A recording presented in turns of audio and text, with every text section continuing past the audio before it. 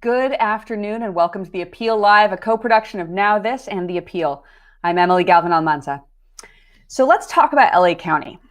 When LA County District Attorney George Gascón was sworn into office in December, he inherited the largest prosecution machine in the country and also a legacy of racial inequity that had earned national scorn.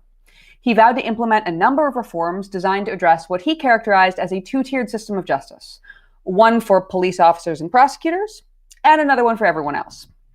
Over his first few weeks in office, DA Gascón began to make good on his word. He announced that his office would no longer seek the death penalty. He unveiled detailed plans to end the use of money bail, and he moved forward on a policy to end sentencing enhancements under California's three strikes law. Now, you have probably heard of the death penalty and money bail, but unless you've been a California public defender like me, you probably don't have a long-standing feeling on sentencing enhancements. But the truth is that sentencing enhancements are one of the most dangerous and damaging things that a prosecutor can use in a case. It is one of the reasons that reform advocates have been quick to call these efforts by DA Gascón necessary to bring about change.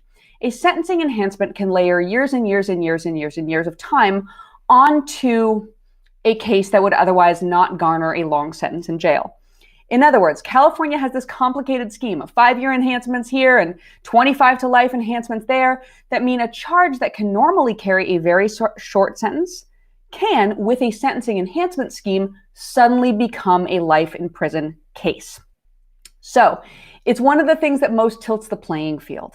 When a prosecutor can layer sentencing enhancements on to put life on the table, people are forced to plead guilty because they are so frightened of the possible consequences of fighting against their case.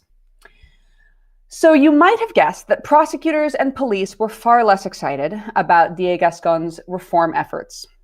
In fact, it's no exaggeration to say they have effectively treated this as an act of betrayal from a fellow member of law enforcement. Just weeks after DA Gascón announced his new policy on sentencing enhancements, the union representing Gascón's own deputy district attorneys, they filed a lawsuit designed to keep their new boss's directive from going into effect. The California District Attorneys Association, which is a statewide organization that is supposed to advocate for reform, advocate for California's elected prosecutors, followed suit, joining these deputies in suing and challenging Gascón. So earlier this week, Gascón seemingly decided that he'd had enough. In a letter Tuesday, DA Gascón said he was resigning from the California District Attorneys Association, calling it an organization for solely those willing to toe the tough on crime line. He specifically called out the CDAA's all-white board of directors, saying that it was indicative of the group's stubborn refusal to evolve, even as its members continue to disproportionately prosecute communities of color at a time when the nation is facing a reckoning over systemic racism. Gascón's resignation from the CDAA is just the latest development in an ongoing showdown between the California old guard, tough on crime prosecutors and more progressive district attorneys who have won elections based on promises of justice reform. The CDAA is one of the most powerful lobbying forces against reform in California, and they have shown a willingness to fight a bit dirty to preserve the status quo. So, for example, in January, an audit of the group found that they had been funding some of their lobbying efforts in Sacramento with money that had been specially designated to protect families against environmental and workplace safety cases. In other words, money from environmental crimes prosecution was siphoned away to fund lobbying.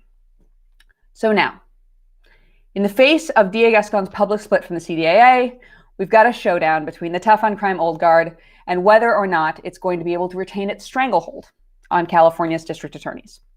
Joining me now to talk about all of that in no uncertain terms is DA Gascón. We are so happy to have you here. Thank you so much for joining us on The Appeal Live. Thank you, Emily. It's a pleasure being here.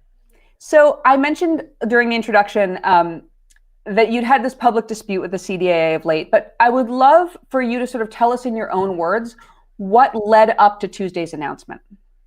You know, it's been a combination of things. I think for those of you that do not know, I was a member for 9 years. I was a district attorney in San Francisco, And consistently, we were at opposite ends. They fought every single reform effort. They fought, Prop 47, which was a major reform effort that I was one of the co-authors to try to lower the impact of the war on drug on communities of color. They continue to insist in providing life without the possibility of parole for juveniles. They fought, death penalty reform. Basically, every potential reform effort that has come across their board in the last 8 or 9 years, they have been in the opposite end. And frankly, I continue to stay in the organization, hoping that there will be an evolution from the organization. When I left San Francisco, came back to LA, which is my home, got elected in LA. Initially I was hopeful that maybe, this would be maybe the time that CDA would start shifting, but it's been the contrary. Has been one opposition step after another. And then, recently, as you indicated during your opening statement, they basically fought an amicus brief to support my deputy district attorney's lawsuit against my policies, which is really unprecedented for two reasons. Number one, because this is an organization that represents elected district attorneys, not their employees. Number two, because this is an organization that's always fighting for the discretion, to protect the discretion of elected prosecutors. And this is actually a lawsuit that would reduce the discretion of an elected prosecutor. The only difference is they normally are fighting for discretion to be more punitive, where I'm actually exercising my discretion to reduce the impact of over-incarceration and the systemic racism in the system. So this just really kind of came to a boiling point. And I decided that enough was enough. This is an organization that is not really worth my time and certainly taxpayers' dollars to pay the dues from LA County. We have created an alternative organization called Prosecutor Alliance. We already have 4 members and we'll continue to grow. And basically, we're trying to offer an alternative to the CDA, which, by the way, has been probably the most aggressive, tough on crime, statewide organization in the nation. There are studies actually that show this organization specifically has supported more tough on crime initiatives and opposed more reform than probably just about any other statewide organization in the country. That actually, because that's something that's been bothering me for a long time.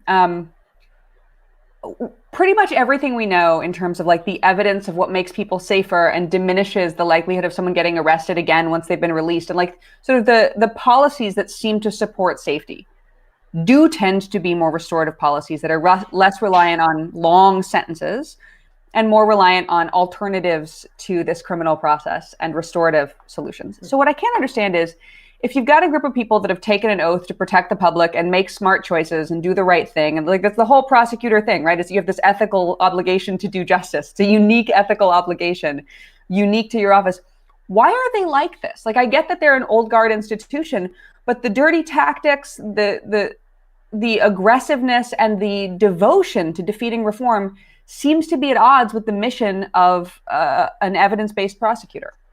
Well, it is completely at odds for numerous reasons. Number one is because, as you well indicated, this is an organization that at its core should be about protecting the public and, following the evolution of the profession and trying to do everything that they can in order to enhance the safety of our community. And yet they continue to espouse and support policies that clearly have created more insecurity for our communities. But then there's even a second component, and it's the misappropriation of funds. We're now finding that not only have they supported, policies that clearly are making us less secure, but now we're finding out that they have siphoned millions of dollars that in California were intended for the prosecution of environmental polluters, people that are impacting our community, and they have used that money instead to run the organization, to be able to create and continue their lobbying efforts to fight reform, and basically, just completely turn upside down the fiduciary duty that they have in order to protect public money, because this is public money that they're playing with. So not only are they not supporting or trying to evolve and become more thoughtful about the practices that they engage in support in terms of community safety, but now we also are finding out that they they are misappropriating funding that was earmarked very clearly for environmental prosecutions. So there's these sort of two pillars of problematic behavior. There's stealing money from environmental cases, which is I should probably say misappropriating, which is a big problem. And there's also some very vicious lobbying tactics against reform and actually targeting individuals who criticize them. So I wanted to ask you, State Assembly member Sydney Kamlager from LA recently wrote a column in The Appeal where she called out the CDAA for misappropriating funds, as you mentioned, and subverting the will of the voters on reform. After all, you were elected on a very clear platform. You told the voters exactly what you were going to do, and then you started to do it.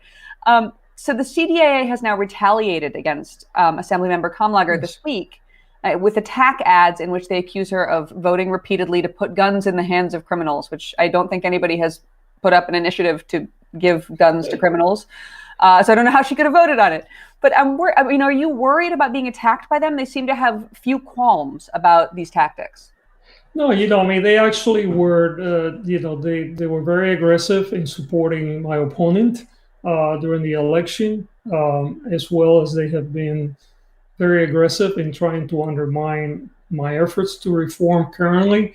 Frankly, not only as an organization, but there have been many of the elected DAs that are in leadership in the organization that they have taken sort of their own campaign to try to undermine the reform efforts here in LA County and trying to discredit the work that we're trying to do. So I am fully prepared to deal with this, but that is precisely the reason why not only did I decided to pull out of the organization, but more importantly, my office is the largest office in the state. For years provided lobbying support. I took that lobbying support. We have provided a lot of trainers, and frankly, we pay a lot of taxpayer money to pay the dues to the organization, including mine as the elected DA, which is a very sizable amount. And I have decided to take all those resources away from them because they are not representing certainly the public of LA County, but in reality, they're not even representing the public of the state of California, given that they have opposed every single measure that the voters have approved in the last 9 years. So speaking of that voter approval, I mentioned at the top the role of sentencing enhancements, at least from a public defender's perspective. And I wanted to give you an opportunity to kind of unpack for our viewers why sentencing enhancements specifically are important, why you thought that was necessary to make a change to the way your office handles three-strike sentencing enhancements and other sentencing enhancements, and how the legal challenge backed by the CDAA is affecting your ability to run your office in the way voters elected you to do. Yeah, absolutely. Let me begin by giving a little bit of context to the audience. I think often prosecutors believe that they are the person that is there to punish someone on behalf of a victim. And they forget that the prosecutor, an elected DA, and certainly his or her subordinates, we are the people's lawyers. We're not there to represent any one interest, any one individual, but we're there to represent our entire community. So not only do we need to pay attention to the victim that is in front of us and make sure that we're doing right by them and providing the services that are necessary for them, but we also need to make sure that we avoid creating more victims in the future. We're also the people's lawyers for the victims of the future and the entire community. The practices of sentencing enhancements has shown over and over again they're problematic on many levels. Number one, we know that extended periods of incarceration generally create higher levels of recidivism, which means people come out of the prison system, they go out and they reoffend, and that means that they create more and more victims down the line. Number two, we know that socially, higher levels of incarceration have a tremendous impact on the family structure in communities. And thirdly, we know that economically, the more time that people are spending in prison, the more costly that it gets. And we know, and there are many studies that show that it gets to the point where it's absolutely no return on investment. Now, that is all without mentioning the systemic racism that is embedded into our sentencing system, where you see that most of these enhancements that multiply, as you indicated, Emily, multiple times, sometimes they add decades to the base sentence, are generally visited upon Black and brown poor people, and they are by definition, I believe, if you look at how they're applied, they're extremely racist. So reducing the use of enhancements is not only good for public safety, but it's socially and morally right. And that is the reason why I decided to start removing the use of enhancements in our office.